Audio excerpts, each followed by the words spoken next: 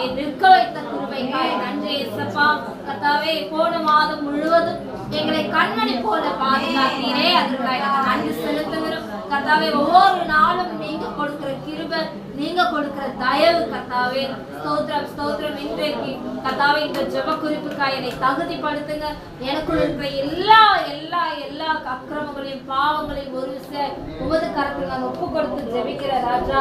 கர்த்தாவே நாளைக்கு நடக்கிற திருவிருந்து பந்தயம் உமது கரத்தில் நாங்கள் ஒப்பு கொடுக்கிறோம். கர்த்தாவே இயேசப்பா, நீர் அந்த பந்தையை எங்களுக்கு என்று ஆயத்தப்படுத்தியிருக்கிறீர் ராஜா. கர்த்தாவே எங்களுக்கு எங்கள் தலையை எண்ணெயால் அபிஷேகம் பண்ணி எங்களுக்கு என்று ஒரு பந்தையை நீர் ஆயத்தப்படுத்தி இருக்கிறீரே, அதற்காக நாங்கள் நன்றி செலுத்துகிறோம். திருவிருந்தை நாங்கள் நல்லபடியா எடுக்க நீங்க உதவி செய்வீராக. எங்களுடைய பாவங்கள் அக்கிரமங்கள் மீறுதல்கள் எல்லாவற்றையும் உம்மிடத்துல ஒப்பு கொடுத்து இன்றைக்கு எங்களை நீங்க சுத்திகரிப்பீராக ராஜா. நாளைக்கு நாங்கள் திருவிருந்து எடுக்க போகிறதால எங்களை இன்றைக்கு நீங்க சுத்திகரிப்பீராக ராஜா.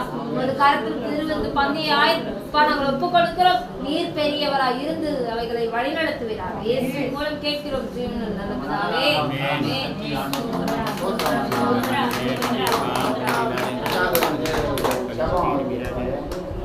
நம்ம சர்ச்சையில் வரணும்னா வருமானம். ஏன்னா எங்கே போனாலும் காசு தான். ஒரு உடம்பு சரியில்லைனா காசு, கடன் திருப்பி கொடுக்கணும்னா நம்மளுக்கு காசு போகணும், வருமானம் இல்லையா? கடன் இல்லாமல் வாழணும், இதுக்கு நம்மளுக்கு ஒரு வருமானம். நிறைய ஊழியக்காரங்க என்ன பண்ணால் ஏதாவது ஒரு வியாபாரம் பண்ணி தான் ஊழியம் செய்யணும்.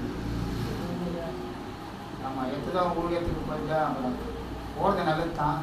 சில பேருக்கு 3 நேரம் ஊழியம் ஆகிறது. அப்போ வருமானம் சில பேர் சர்ச்சையில் வந்துட்டாங்கன்னா அவங்க சம்பாதிக்கணும். அதுதான் மெயின்.